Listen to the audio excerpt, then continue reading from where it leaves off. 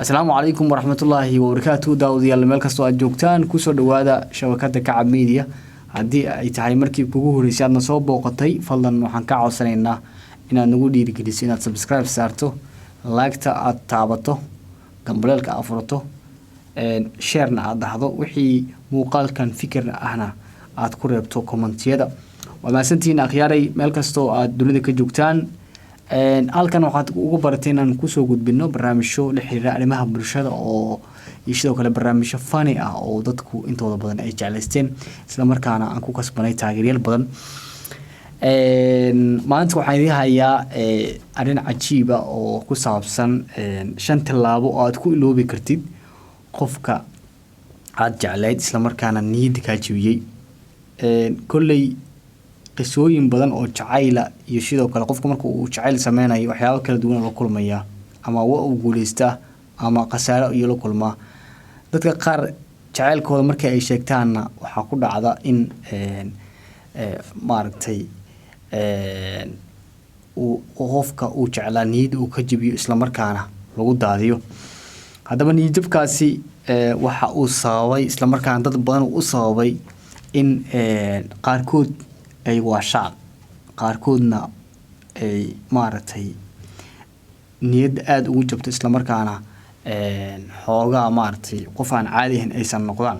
iyadoo taa ay jirto haddana inta badan dadku jacaylku way sheegtaan, qaarna way guuleystaan, qaarna way guuldareystaan. haddaba qofka aad jecleed adigu isla markaana jacaylka aad u sheegatay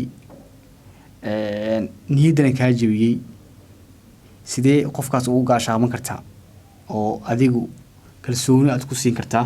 waxaan idin hayaa 5 qodob oo aan idin sheegi doono kaasi oo ku saabsan sida aad ku iloobi lahayd qofka aad jecleed isla markaana niyadda ka jabiyay.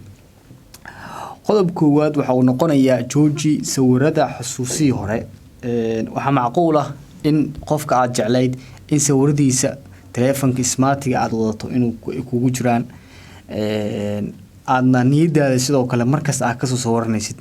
marka hore talaabada ugu horeysa aad qaadayso waxay tahay in gabi ahaanba aad joojisid sawirashada xusuusaha iyo sidoo kale waxyaabaha qofka aad jecleed aad ku soo xasuusan karto. qodob kale waxa uu noqonayaa waxaad tirtiraysaa dhammaan waxyaabaha qofka ku xasuusinaya niyaddaada haddii ay noqon lahayd iyo sidoo kale haddii ay noqon lahayd meelaha aad ku kulmi jirteen iyo maaragtay waa aad bedelinaysaa macnaha meelaha kale maaragtay aad maaragtay ku bedelinaysaa si aad u ilowdid macnaha qofka adigu jooji. qodobka 3 waxa uu noqonayaa jooji rajada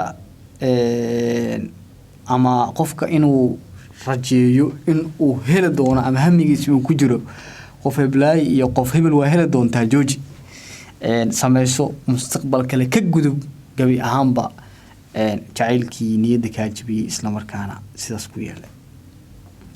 qodobka 4 waxa uu noqonayaa jooji inaad si hoose ula socoto qofka xogtiisa gabi ahaanba meel qofta aad jecleed hadalkeeda lagu sheegayo ama tiimkii saaxiibada lahayd ama friendskaaga ma dad kamida oo wax sheegay hadaa aragtid macnaha waxa waa gabi ahaanba waa joojinaysaa inaad iska ilowdo macnaha macnaha waxa fiican in aad noloshii hore ee jacaylka aad ka gudubto isla markaana nolosha cusub aad soo dhaweysid si aad u noolaato mustaqbal farxad leh oo ifaya.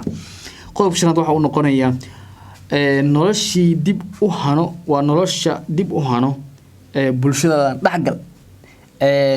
muhiim waa qodobka 5 noloshaada haddaad dib u hanato maadaama jacayl aad soo samaysay muddo uu soo socday jacaylkaasi kadibna aad kala kulantay khiyaano, lugooyo, laqaafo, dhibaatooyin aad kala kulantay, waxaa loo baahan yahay inaad bulshada dhex gasho oo aad wixii hore dhan iska ilowdo. taasna waa muhiim qodobkan. marka akhyaaray 5taas qodob ayaad ku iloobi kartaa xusuusihii qofka aad jecleed isla markaana niyadda ka jabiyay. waa macquul dad badan oo daawanaya in ku dhacday arrimahan oo kale.